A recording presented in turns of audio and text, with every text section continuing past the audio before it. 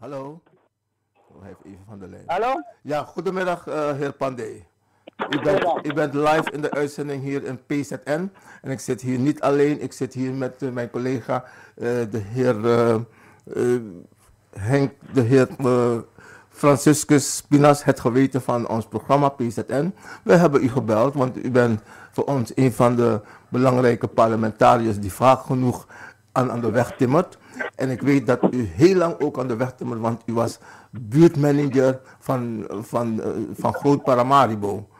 En als ik in die hoedanigheid ook nog politie-inspecteur. En nu bent u DNA-lid. Hoe gaat het als DNA-lid als je voor NDP staat? Nou, wij staan niet voor de NDP, wij staan voor Suriname. NDP is de grootste partij in Suriname. En samen moeten we het wel klaren. Het gaat niet om NDP of VAP of PL of NPS. Het zijn politieke partijen die het menen met het land. En we moeten het werk samen klaren voor de Surinaamse samenleving. Dat is belangrijk. Mm-hmm. Ik begin met Paramaribo zelf, want ik weet dat u Paramaribo als uw broekzak kent. Ik hoor vaak van mensen dat als je momenteel in Paramaribo bent, dan stinkt het. Het ruikt dus niet lekker. Als het regent, dan is het een troep. Waar ligt het aan? Ik bedoel, je bent bang om te lopen bij de Krabbensteeg. De Krabbensteeg kent u, hè? Watermolenstraat. Ja, van de Watermolenstraat. Ja, van de Watermolenstraat. Wat moet er gedaan met zo'n mooie historische stad, broer? Soms op een foto, want een foto is tien. Nou, het is niet zo dat er een hele troep is in de binnenstad. We hebben altijd geprobeerd om ordening te brengen in een aantal situaties. Maar u weet dat de politiek soms ook een steentje bijdraagt. Wanneer je bezig bent met orderingswerkzaamheden, dan word je soms ook teruggefloten. Mm-hmm. Ik ben in het verleden ook teruggefloten tijdens werkzaamheden. Mm-hmm. Om politieke voordelen te halen bij hun achterban. Mm-hmm. En dat is geen gezonde zaak. Wanneer we werken voor de Surinaamse samenleving, moeten we politiek achterwege laten wanneer het gaat om veiligheid, leefbaarheid voor de Surinaamse samenleving. Mm-hmm. Ieder wil vrij op straat lopen zonder enige belemmering. Mm-hmm. En vaak vinden er obstakels plaats. Mensen worden beroofd, jongens hangen op hoeken en andere plaatsen in de binnenstad vooral. En dat is geen gezonde zaak. En wanneer je het werk wil klaren, dan komt de politiek bij kijken. En dat is geen gezonde zaak. Laten we de regelgeving toepassen voor ieder. Ieder is gelijk, niemand is meer dan de ander. En als we dat doen, dan denk ik dat we het uiterste rendement voor die samenleving kunnen halen. Mm-hmm. Nee, maar mijn collega Fred vroeg, de vraag was, hoe komt het dat zo'n mooi historisch binnenstad van Paramaribo, dat het niet fris is? Dat was de vraag concreet. Dat het niet fris is? Ja. Ja, het is de mentaliteit van de Surinamer en de regeringsautoriteiten leveren ook een wezenlijke bijdrage daaraan dat de historische binnenland aan het verloederen is. Mm-hmm. U ziet overheidsgebouwen, monumentale panden die gewoon aan hun lot worden overgelaten. Ja. Het is niet deze regering, niet de vorige regering, maar ook regeringen daarvoor. Ja. Kijkt u het ministerie van Justitie en Politie, kijkt u het politiebureau aan de Keizerstraat. Mm-hmm. Allemaal. Straks moet je ze gewoon wegdozeren. En dat is geen gezonde zaak. De minister zit, kijkt u sociale zaken, waar de minister zit. Waar de minister zit is helemaal verrot, terwijl je met een aantal projecten bezig bent. Een aantal regeringen, ik heb het aangekaart, maar het blijkt soms aan dove oren te zijn gezegd. En dat is geen goede zaak. Als we onze eigen panden niet kunnen beschermen, wat gaan we dan beschermen? Oké, dat is duidelijk. Dit is duidelijk, meneer Panday, maar wij schrikken hier een beetje in diaspora als jullie politici in Suriname praten over vorige regeringen. Weet je, alsof two wrong makes one right. Dus alsof het altijd zo gebeurd is. kunnen wij niet kijken naar nu en niet meer naar een partij van 70 jaar geleden of 20 jaar of 30 jaar? Uiteraard, daarom zeg ik, het is on-hands on deck. Het is niet dat de NDP het werk moet klaren en dat de VAP of wie dan ook het eerder niet heeft verklaard. Nee, laten we nu beginnen om het werk te klaren. Het is nu namens de samenleving. Heeft er baat bij. We moeten geen staande weg zijn wanneer jij bijvoorbeeld niet in de regering zit. Als zou er een frontregering zijn, dan moet de NDP bijvoorbeeld geen staande weg zijn voor die mensen. Zeker niet. We moeten het samen doen en wanneer je vindt dat iets in het voordeel is van de Surinaamse samenleving, dan moet je ervoor gaan. En niet zeggen van ik ben niet in de regering, ik ben in de oppositie, dus doe jij maar. En wanneer ik kom, dan zal ik het wel klaren of de mensen voorhouden dat ik het wel ga doen. Ja. Terwijl jij misschien erger gaat zijn dan het geval is. Oké, dus die mindset is al in uw partij dus. Deze gedachtegang dat wij niet steeds moeten terugkijken van maar die had het niet gedaan, die had geen stroom daar gebracht, ik heb het nu gebracht of drinkwater. Nee, wanneer men het verwijt geeft, is de huidige regering dan gelijk alarm geslagen om te zeggen van jij hebt het niet gedaan, wij doen het. En het werk is gaan opstapelen voor die samenleving. Die mensen hebben geen water, genoeg water. Niet, de meeste plaatsen hebben zijn niet voorzien van water. En wanneer we stap de zaak aanpakken, dan kom je hier nu schreeuwen van daar is er geen water, daar stroomt er geen water en jullie zijn niet goed bezig. Nee. Jij hebt het niet gedaan, wij doen het met de middelen die er zijn. Ja, we werken een steentje bij om de zaak te verlichten voor die samenleving, no? Niet alleen op het podium gaan en schreeuwen. Nee, dat werkt niet. Nee, ik begrijp u wat u zegt en u probeert het goed te formuleren. Maar het is de inboord van de Surinaamse politici om steeds te wijzen van de vorige regeringen hebben het nooit gedaan. Soms moeten jullie bepaalde dingen gewoon in tijdgeest het zien. Vroeger was er geen internet, dus als iemand nu internet brengt naar binnenland, dan hoef je niet daarmee te koketteren dat uw regering het wel gedaan heeft en vorige regering niet. Het is de tijdgeest. Maar zo denken wij hierover. Dat is allemaal goed. Ja, maar dat is wel het geval. Maar wanneer je een stokje wil nemen en de regering wil zwepen, terwijl je weet dat je hoeveel stokslagen moet hebben gehad van die samenleving, dan moet je je mond dicht houden en samenwerken met die regering dat het iets verlichter voor de Surinaamse samenleving uitkomt. Mooi zo. Dat bedoel ik. U verklaart het helder. Nog één vraag. Er zijn ministers en er is nu een commissie benoemd door de presidentiële commissie. Die gaat werken boven de minister. Hier denken wij, hè, we zitten op een afstand en wij zijn onbevangen, we hebben geen belangen, dus wij kunnen alles objectief bekijken. En in ons optiek, dan lijkt het alsof de minister onder curatele zijn gesteld, dat ze niet geschikt zijn om hun werk te doen. Is dat het? Hoe ziet u dat? Nee, dat is het niet. Het werk is alom. Het werk is lange tijd opgeslagen. En wanneer de samenleving vraagt naar de oplossingen van zaken, dan geeft de president ondersteuning aan de minister via een commissie. En samen met de minister gaat het werk worden uitgevoerd. De minister is niet terzijde geschoven, samen met de minister. En waar de minpunten zijn, dan bekijken ze samen hoe er oplossing gebracht kan worden dat die samenleving er beter van wordt. Dus problemen tot het verleden gaan behoren. Oké, dus de minister, u zegt de minister kon het niet alleen. Nee, waarom hebben al die vorige ministers altijd adviseurs gehad, beleidsadviseurs om een naam te noemen bijvoorbeeld. Ik ben van justitie en politie geweest. Weet u hoeveel beleidsadviseurs bij justitie en politie toen de tijd waren? We hebben de minister geadviseerd en de minister, meneer Santoki, heeft het meegenomen. En heeft ermee gewerkt. Dus dat werkt positief. Maar het is hoe je ermee omgaat. Wanneer de minister merkt op den duur dat hij gekortwiet wordt, dat hij niet geteld wordt en zaken worden op zijn ministerie uitgevoerd, dan moet hij wel aan de bel trekken, vind ik. En als hij dat niet doet, dan zit hij voor andere doeleinden daar. Ik ga niet tolereren dat iemand van buiten komt en alles bepaalt en ik ben Jantje Nul. Nee, samen moeten we het werk klaren. Elke minister weet dat het werk veel is voor ze.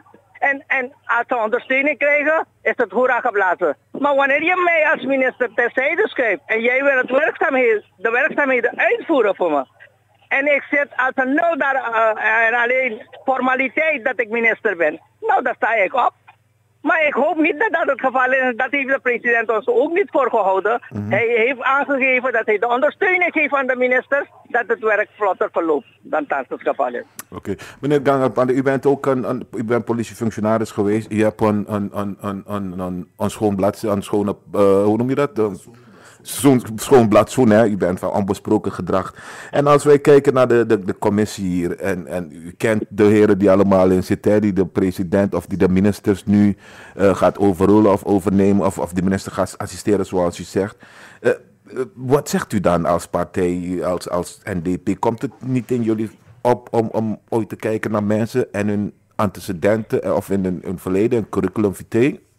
Is dat niet aan de orde bij jullie in Suriname? Nou, dat is een aangelegenheid van de president en de adviseurs die om de president zijn, die hem van advies voorzien. We nemen altijd aan dat de president de beste personen kiest om het werk te klaren. Maar soms lijkt het alsof de mensen niet geknipt zijn voor die functie. Vandaar dat er een aantal zijn weggehaald van ministersposten en andere functies. Ja. En het is zaak dat je in groter verband de zaak bekijkt wanneer mensen op sleutelposities worden geplaatst. Ook voor DNA-leden geldt dat. Maar DNA is een politiek wanneer je in een resort woont, in een district woont en je bent geliefd daar. Dat stellen de stemmen, maar voor een minister niet. Een minister is in de uitvoering. Dus als een minister niet geknipt is voor de functie, dan moet hij niet gaan om de naam minister te dragen. Ja. Maar ga ervoor, neem het werk aan, wanneer je weet dat je het werk aan kan en dat de samenleving op een juiste wijze van dienst kan zijn. Nee joh, ik heb het niet over de minister zelf, maar de mensen die de minister gaan adviseren, niet Ali Buks, Abdul Ghafour, Kan, Bosje, hoe heet die, Raman Abrahams. Nee, van enkele weet ik zeker dat ze geknipt zijn voor hun functie. Nee, het gaat niet om of ze geknipt zijn, maar over hun verleden. Meneer Weidenbos, meneer Ali Buks, dat weet ik dat ze geknipt zijn voor die functie.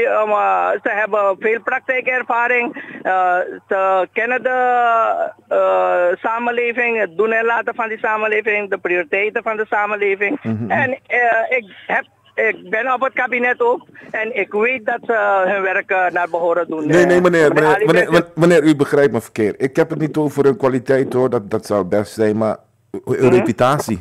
Dat die in verband gebracht wordt met Balas Dedam, André is veroordeeld voor corruptie in het verleden. U bent politiefunctionaris geweest, dus dat is tegen uw principe, denk ik dan. Als iemand zegt, ik weet niet wat ze gedaan hebben, maar als iemand...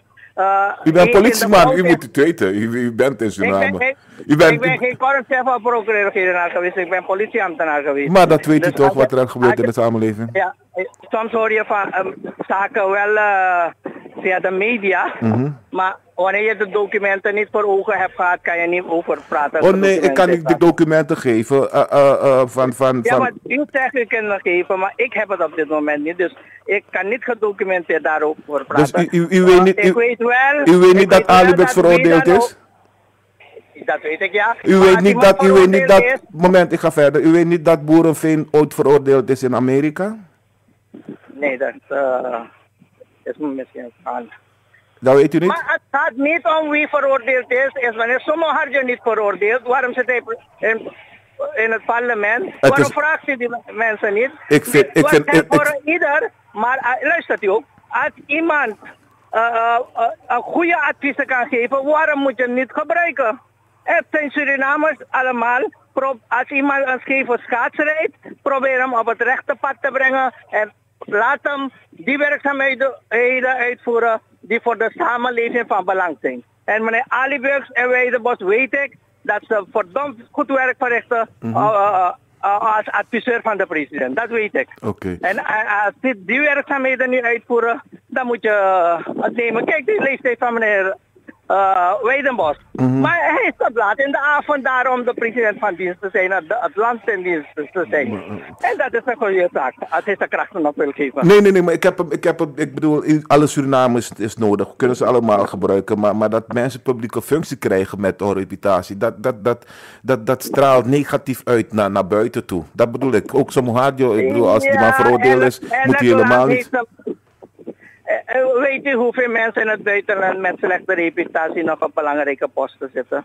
We moeten kijken hoe we die personen ten dienste van de samenleving kunnen stellen. En als ze een goed job krijgen, dan moeten we ze gebruiken. Meneer Ali Weidenbos bijvoorbeeld kon zijn pensioen hebben genomen en aan de kant gaan zitten en genieten van het leven op dit moment. Maar hij wil de samenleving verder van dienst zijn. Hij is niet met financiële zaken bezig. Hij is bezig de president te adviseren, zaken voor te dragen. En als hij goed werk doet, dan laat hem het werk doen, toch?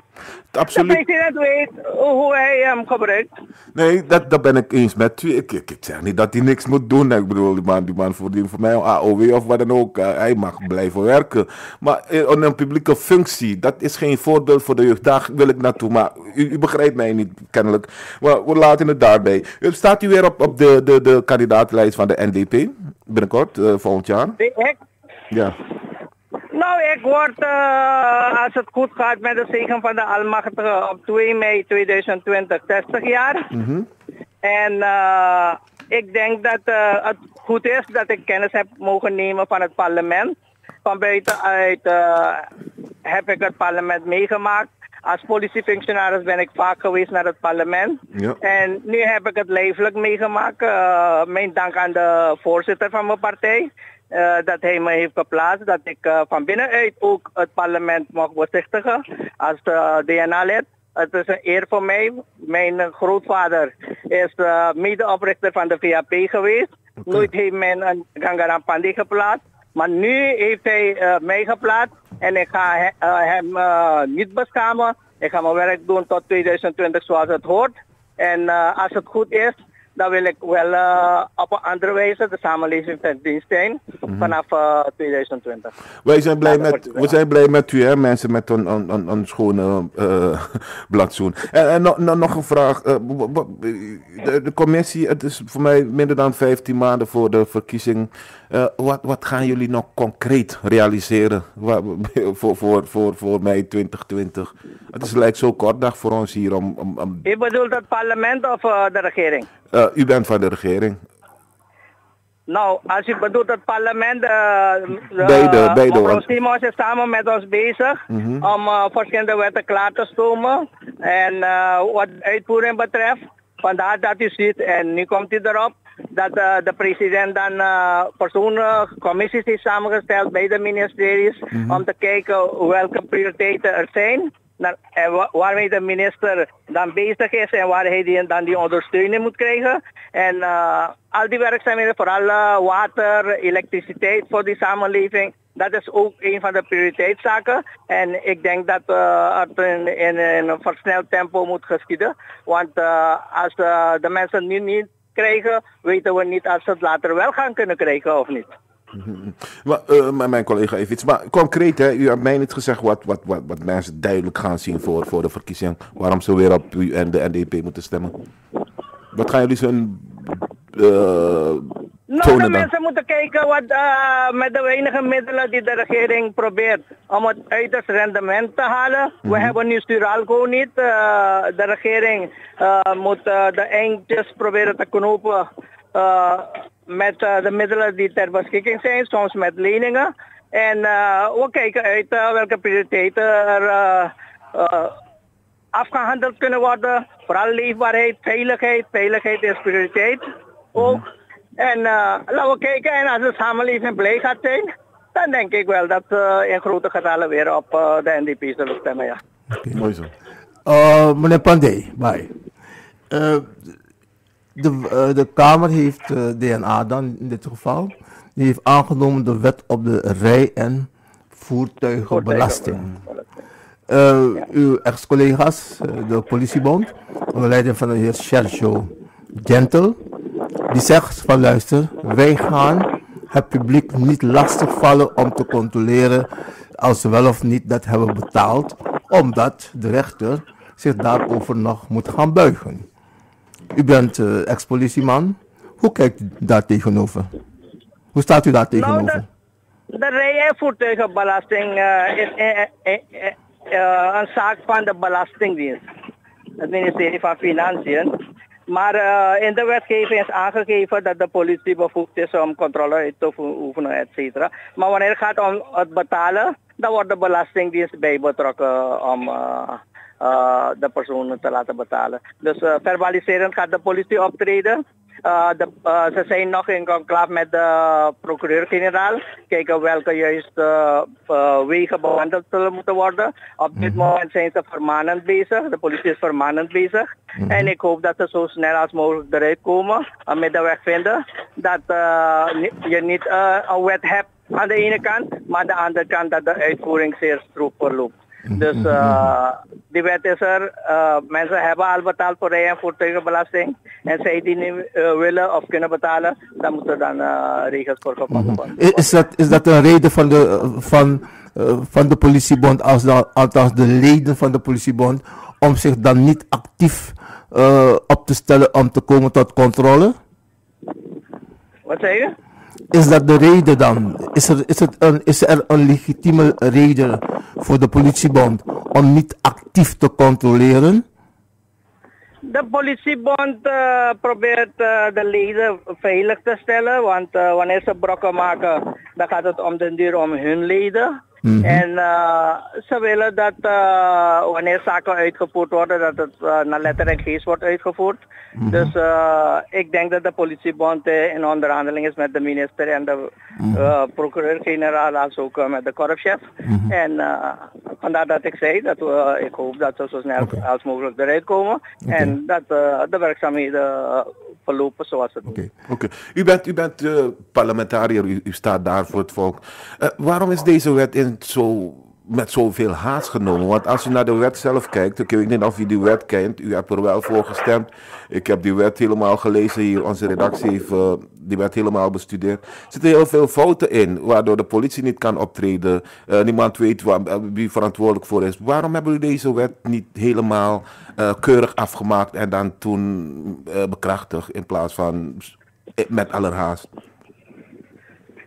Nou, ik weet niet of het in alle haast is. Maar in elk geval... maar u bent wel op de hoogte van die fouten? Nee, maar ik zou het wel anders hebben gewild. Ik zou het gewoon op de verzekering wanneer je hebben afgewenteld. Wanneer je voertuig wil gaan verzekeren, moet je eerst die belastingplicht hebben voldaan. En dan dat je auto herverzekerd wordt. Dan had je die problemen niet. En het is per kalenderjaar. Dus ik denk dat wij als parlement ook verder naar moeten gaan kijken.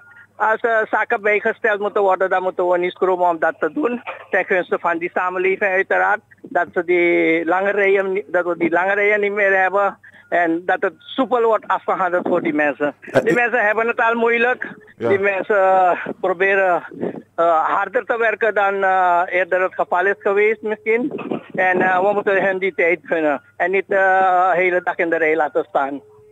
Om daar rij- en voertuigenbelasting te gaan betalen. U hebt voor die wet gestemd? Ik heb voor de wet gestemd, ja, omdat een wet is die past. De wet is er wanneer je met je voertuig op de openbare weg begeeft, moet je dan die belasting ook betalen. In Nederland is dat ook, waar u bent. Zeker weten. Ja, en het is iets nieuws, vandaar dat men... ook bepaalde personen ook munt daaraan willen slaan. Maar geen probleem, we gaan ervoor. Ik weet dat de Surinaamse samenleving het moeilijk heeft. En als het enigszins kan, dat de mensen in kavels kunnen betalen. Want bepaalde hebben het echt moeilijk. Ik heb tot een aantal gesproken. En wanneer het in kavels betaald kan worden, dan zou het beter zijn voor een aantal van onze Surinamers.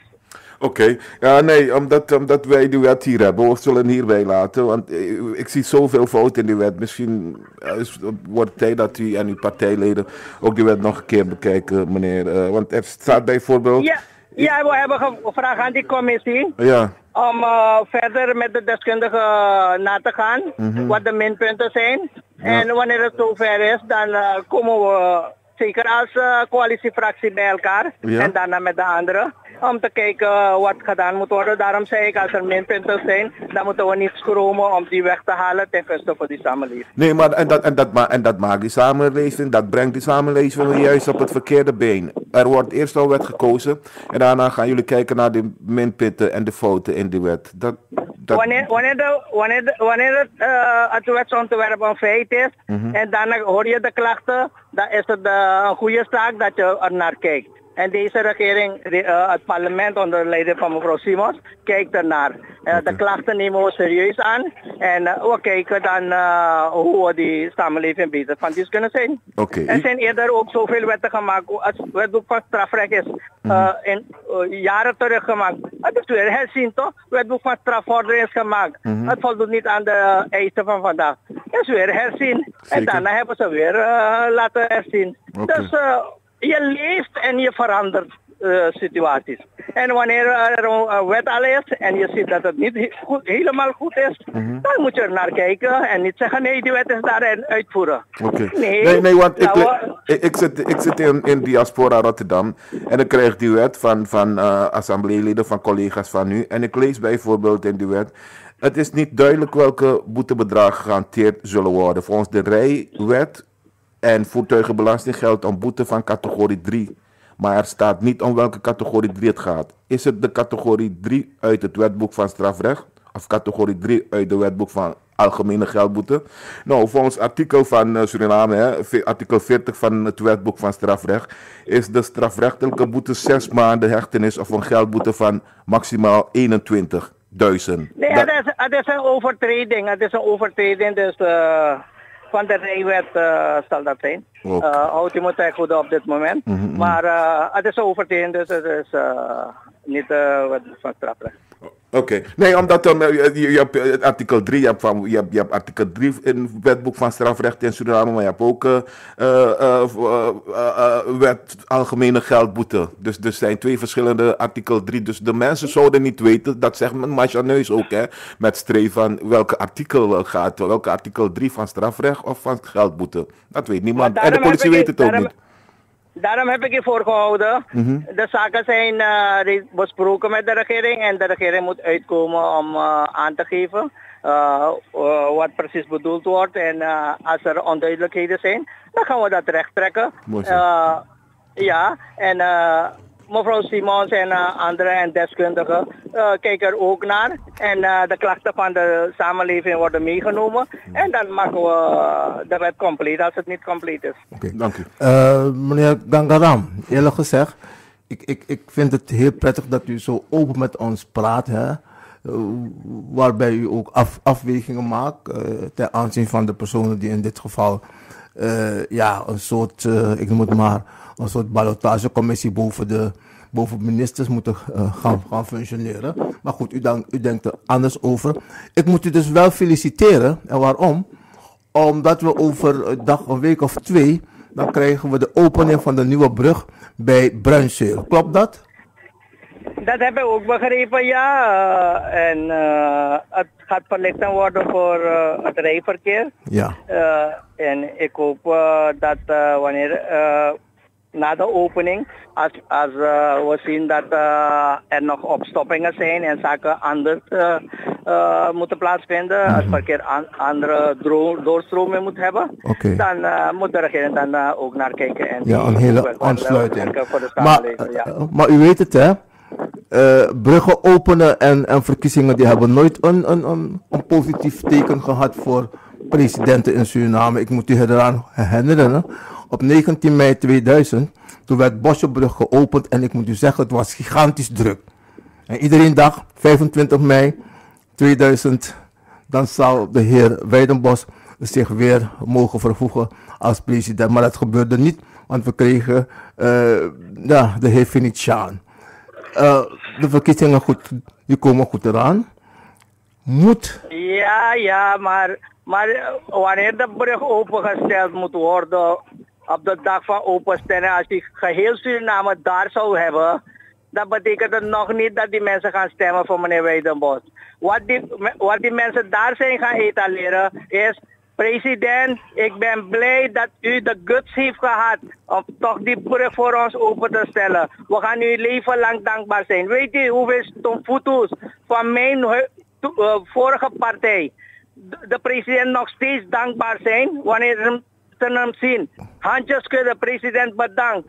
Die offers die ze moesten brengen vanaf 12 uur 's avonds daarom op het veer te wachten. Daar en Kopenhagenpunt. Ze zijn hem dankbaar, maar betekent niet dat wanneer het gaat om het algemeen belang, dat men zegt, president, ik stap af van mijn partij en kom naar u. Dat hoeft niet het geval te zijn. Je hebt een aantal mensen, vandaar dat hij toen ook van 0 naar 5 zetels heeft gehad, toch? Ja. De DNP. Hij had geen zetels, maar 5 zetels gehad. En het is een compliment waard dat hij wil herstellen om 5 zetels te krijgen. Dat krijg je wanneer het volk dankbaar is voor de werkzaamheden die hij heeft. Maar wilt u me daarmee ook zeggen dat als je je best hebt gedaan als president en je geeft de mensen goed een brug en die mensen laten je zakken, betekent dat het kiezerskorps dan ondankbaar is?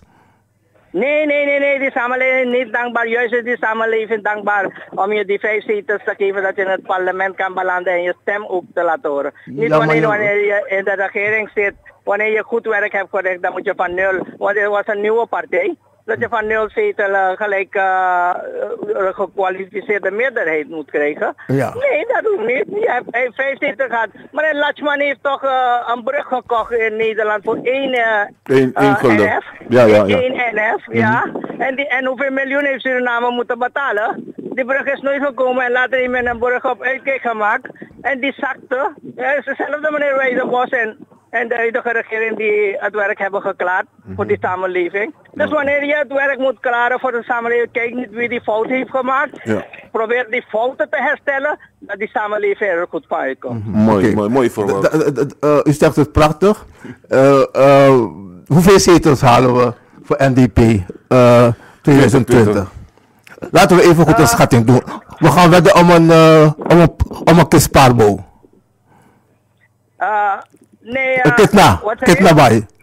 Kitna zetels haal je NDP 2020?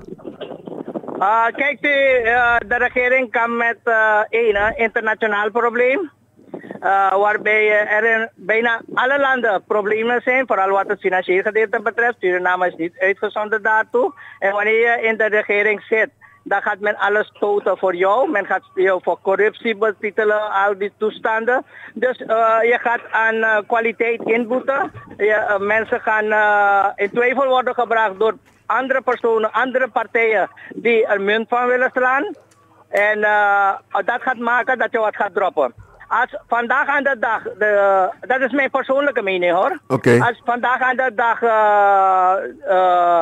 we de verkiezing zouden hebben, op dit moment, dan denk ik dat mijn partij wat zetels kwijt zou raken. Hoeveel zouden je kwijtraken? Ja, ga ik u ook zeggen waar. Ja? 2 in Paramaribo. 2 maar? Ja, 2 in Paramaribo, 1 in Nikeri, 1 in Para 4. en 1 in Wanica. En dan komt hij op 21 zetels. En wanneer wij het werk verder doen, wat de samenleving van wil, vooral ook wat corona betreft. Ik zie die 2 zetels voor de NDP, voor mijn partij corona, veilig. Alleen moet men de werkzaamheden blijven uitoefenen voor die mensen daar.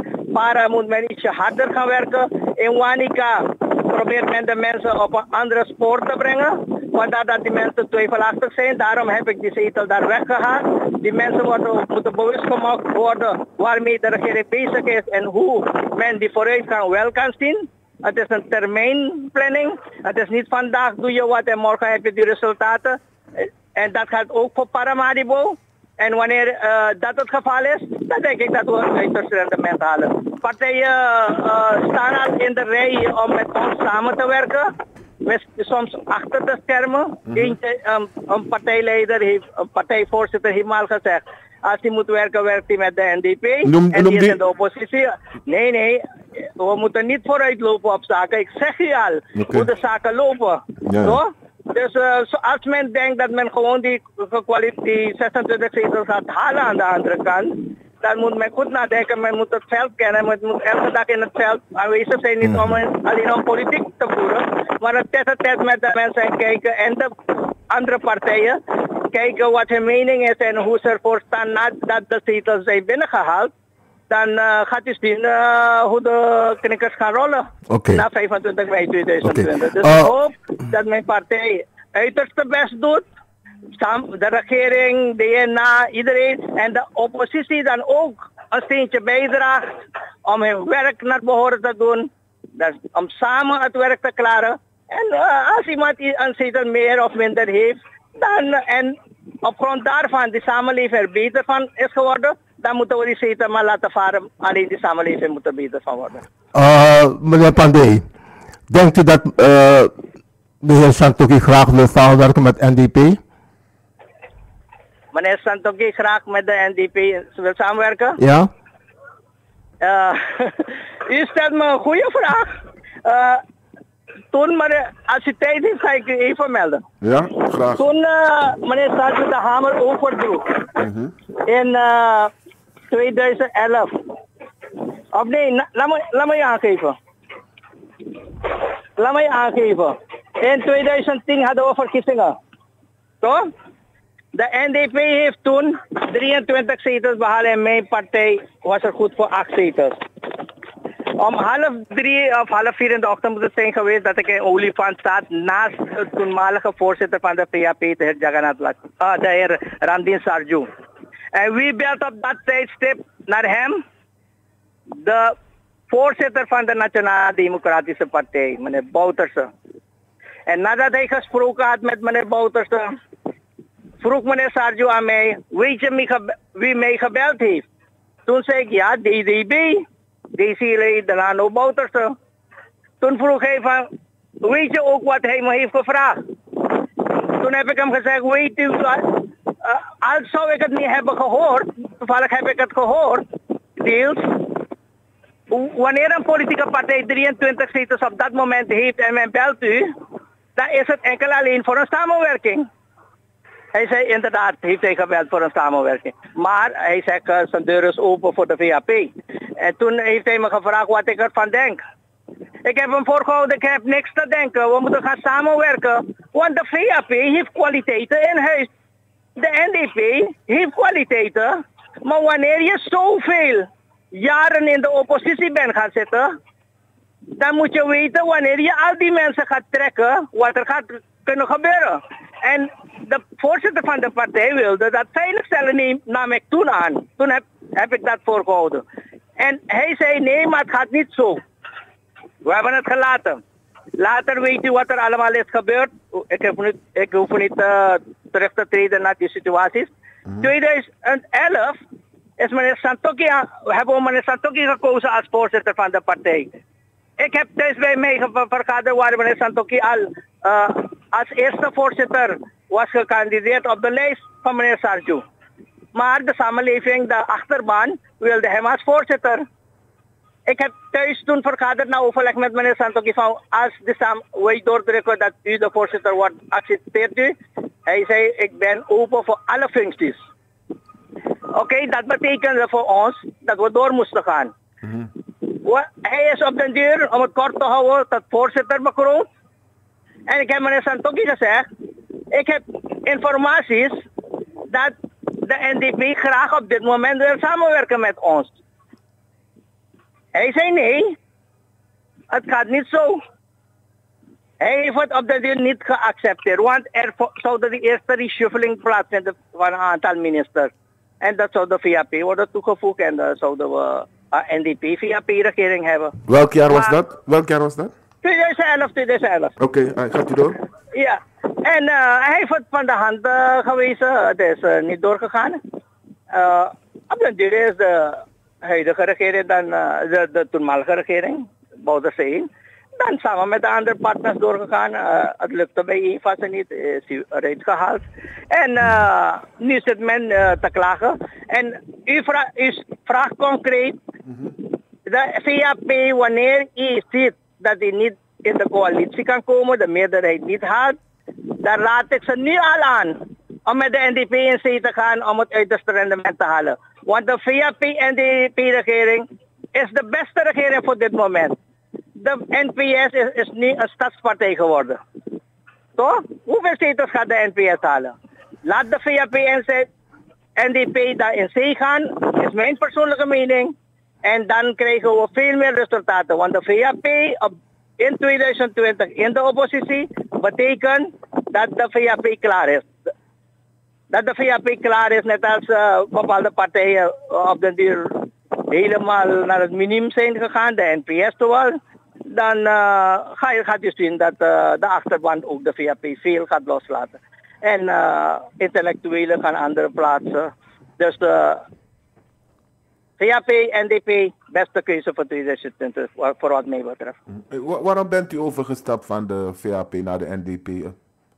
Nee, VAP met NDP zeg ik, omdat wij de kwaliteiten in huis hebben. Ik weet dat VAP veel kwaliteit... Waarom bent u overgestapt van de VAP naar de NDP? Nou, men heeft me niet gevraagd als het ware om de NDP te joinen in de Nationale Assemblée. Er heeft nooit een gesprek van die aard plaatsgevonden met mij sinds ik parlementariër ben. Sinds ik bij de NDP ben geweest. Ik heb de NDP altijd bijgestaan, alle partijen. Meneer Sommerhartje, wanneer hij zijn activiteiten ontplooide, heb ik hem altijd ondersteund. Dat is mijn attitude. Ik kijk niet naar een partij. Ik kijk wat doen ze. Als ze zaak doen dat volgens de wet is.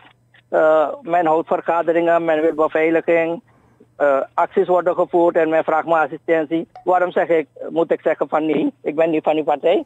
Waar ik die ondersteuning ook kosteloos kan geven, doe ik dat. En die zegen krijg je van die Almachtige. NDP was in de regering. En als de president te horen kreeg dat ik met vervroegd pensioen ga. En hij roept me, hij zegt nee, je moet aanblijven. Ik zeg, ik heb de korpschef al gemeld dat het met vervroegd pensioen gaat. 35 dienstjaren en 55 jaar. Toen heeft hij zei nee. Op den duur heeft hij de knop doorgedrukt en gezegd van nee, oké, jij komt op het kabinet van mij werken, met mij. En zo heb ik de opdracht gehad om bij hem te gaan werken. En zonder enig gesprek met hem, heeft hij mij op de lijst geplaatst. Ik moest alleen aanhoren, een telefoon heb ik gehad, van je moet een stuk komen tekenen vanuit Ozeer. En ik vroeg welk stuk. Ja, weet je niet dat u op de kandidatenlijst bent van Paramaribo? En dat was een verrassing voor me. Hij heeft me echt verrast om me op de lijst te plaatsen. Ik heb dan een aantal personen gehoord van wat moet ik doen. Zowel van mijn oude partij van toen als mijn familie en anderen. En ze hebben gezegd, als de president van je houdt en hij wil je graag in het parlement zien, ga ervoor. En zo ben ik in het parlement beland.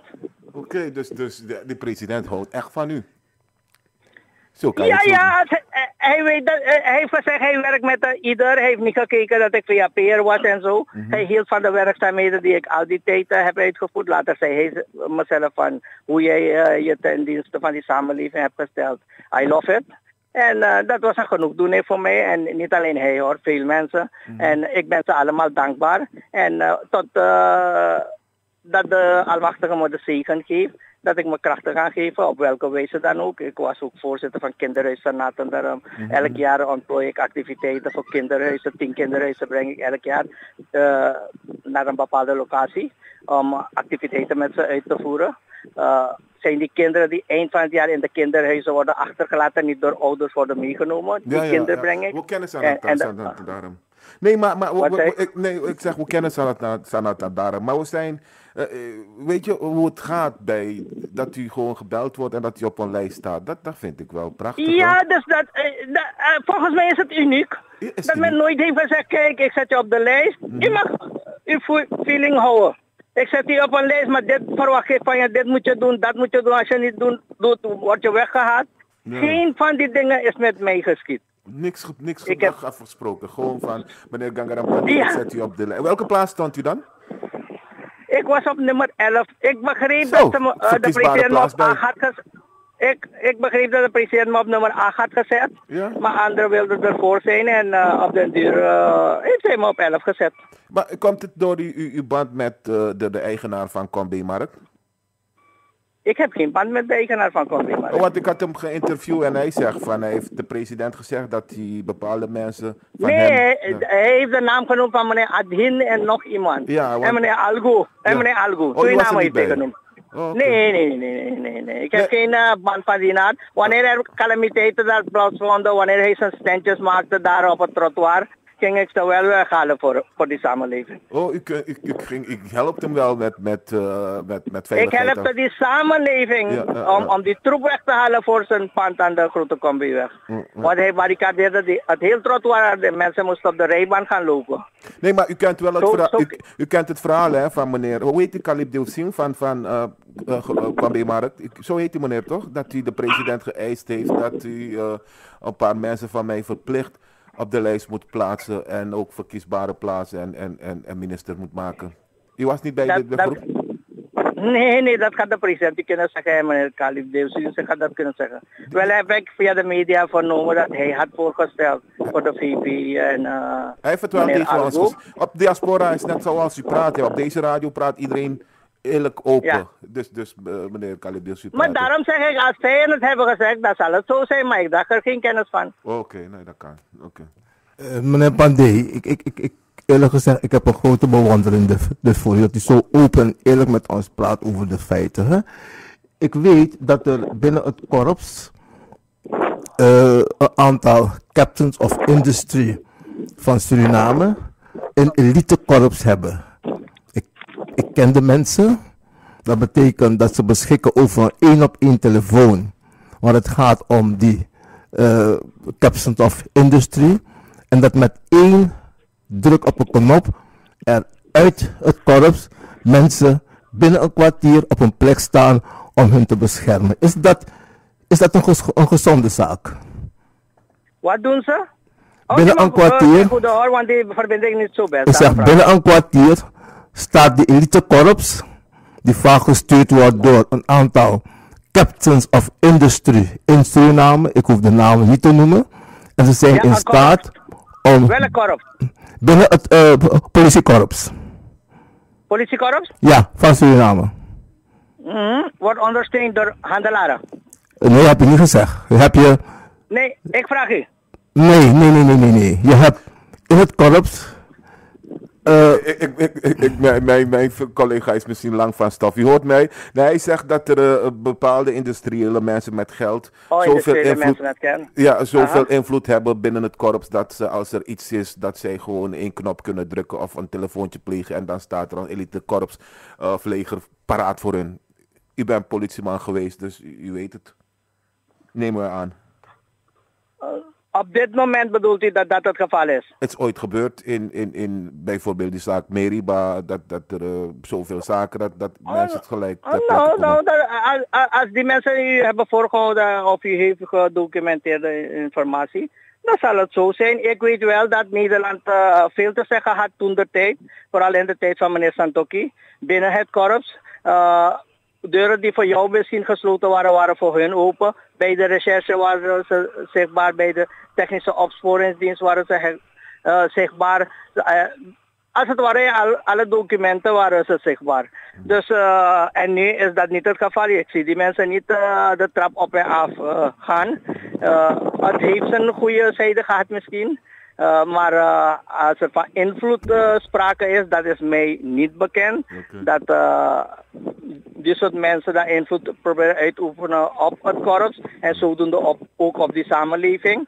Als ze een steentje bijdragen vanuit een bepaald invalshoek, dan zou dat het geval kunnen zijn. Ik weet bijvoorbeeld dat Nederland vaak stoelen, tafels en andere goederen in containers stuurde en het werd door het korps ingeklaard en gegeven aan alle politiebureaus en stations. En dat heeft vruchten afgeworpen.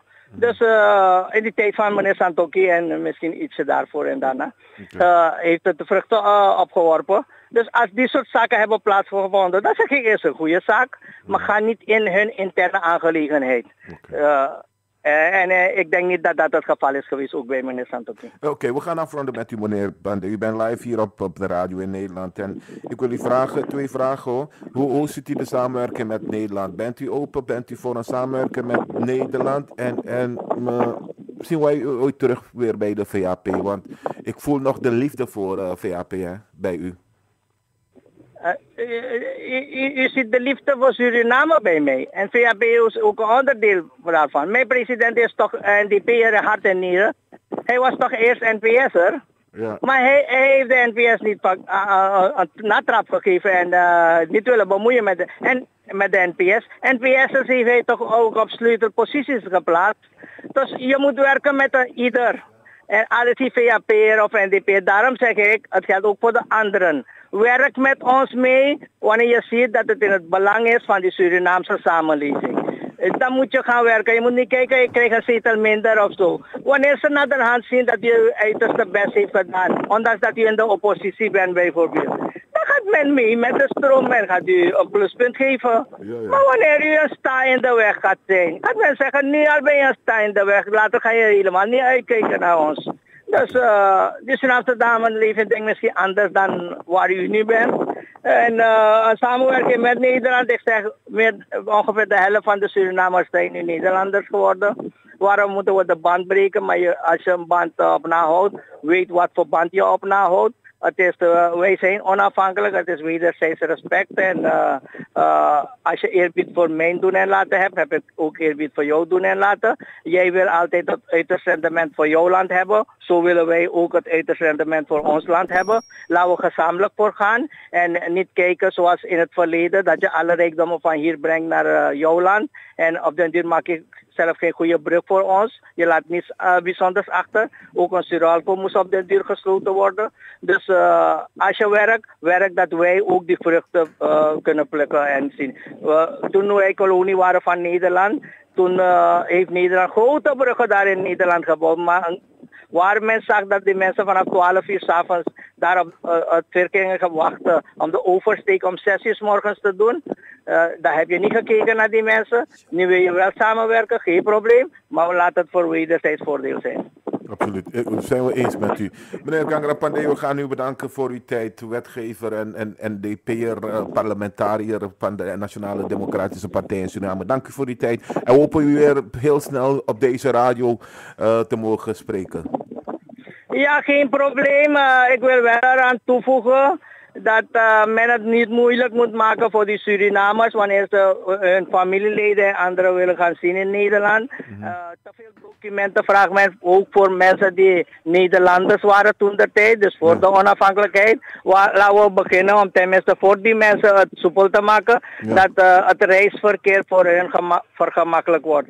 Ze zijn al de meeste zijn al boven de 60 jaar. Wat moeten ze in Nederland gaan zoeken om wat rijkdom betreft? Dus als ze hun familieleden en zo willen bezoeken, maak het makkelijk voor die mensen. En laten we gefaseerd kijken, dan hoe we voor die totale Suriname samenleving het makkelijk kunnen maken. Suriname heeft al makkelijk voor jullie gemaakt. Jullie hebben niet veel moeite om Suriname binnen te komen. Laat het ook zo zijn dat Surinamers ook op makkelijke wijze Nederland kunnen binnenkomen. Oké, zeker. Maar weet u, de eerste stap wat zou moeten gebeuren is dat er een ambassade komt in Suriname en in Nederland. Dat zou de eerste stap zijn om dit alles. Ambassadeur, die 2 wederzijdse ambassadeur, 1 in Suriname en 1 in Nederland. Dat zou deze zaken makkelijker maken. Denkt u dat niet? Het zou kunnen, maar misschien iets aan uw president door te geven. Ja, het zou ook kunnen, maar ambassade is een instrument daar. Het zijn 2 ambassadeurs, maar het kan ook op hoger niveau gedeeld worden, toch? Waarom kan het niet op regeringsniveau, president? En president is opperbevel, buitenlands beleid ligt bij de president in Suriname. Laat men met de president van gedachten wisselen en kijken wat Nederland wil. En dan zal Suriname aangeven wat het beste is voor Suriname. En niet en dan gelijk niet in het nadeel van Nederland. Wij wachten op u en de president in Den Haag. Wanneer komen jullie? Binnenkort? Ik was hier vorig jaar januari daar. Ik ben via Nederland naar India afgereisd. We call politicians the people that make the nation. But I know that we are totally wrong. Because was ik weer 2 politicians weken in are Nederland. Oké. Ik was in Amsterdam, ja. Oké, dank u. Een hele fijne tijd en we spreken u binnenkort weer, meneer Gangaram Panday van de Nationale Democratische Partij. Ja, goeiedag. politicians. We call politicians